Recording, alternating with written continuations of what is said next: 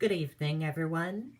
I'm Riley King, and welcome to my evening news report right here on the Riley King Network.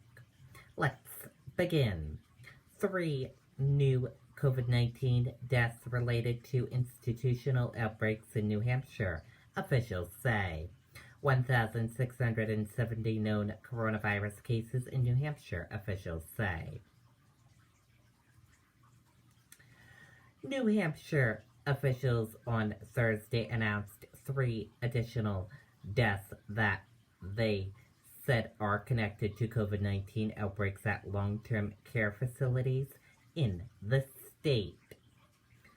The deaths are related to several institutional outbreaks in the state.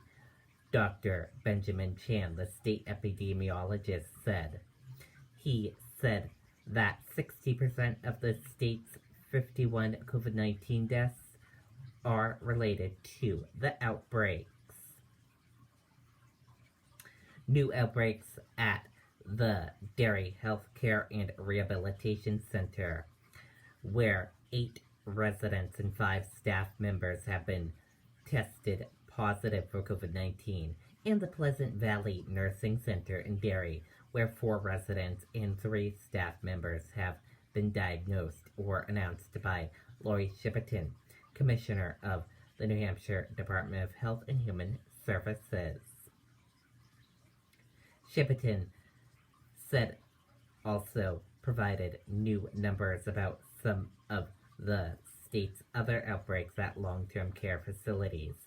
Of note, 100 cases have been identified at the Easter Seals facility on Zachary Road in Manchester, and at least 80 have been reported at Hanover Hill Health Care Center in Manchester.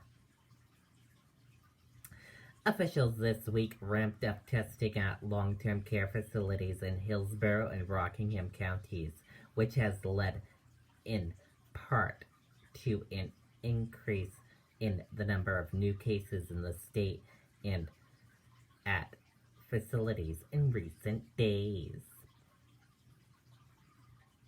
Health officials said the state is testing nearly twice as many people each day as it was a week ago. We plan to continue to ramp that up, Chan said. The numbers will increase. Shipperton did say that some facilities haven't seen a positive COVID-19 test for several days, but it takes a while for an outbreak to be considered over at a facility. It takes several weeks of having no positive tests to be able to clear a facility from an outbreak, Shipperton said. Chan also announced that there were now 1,670 known cases in New Hampshire, a net increase of 82 from the previous day. Chan announced that there were 84 new positive tests. Officials previously told WMUR that total case numbers might fluctuate slightly day to day because additional investigation about a patient's home might move the case to another state's total. For example, as of Thursday, 218 patients in the state have required hospitalizations at some point during their illnesses.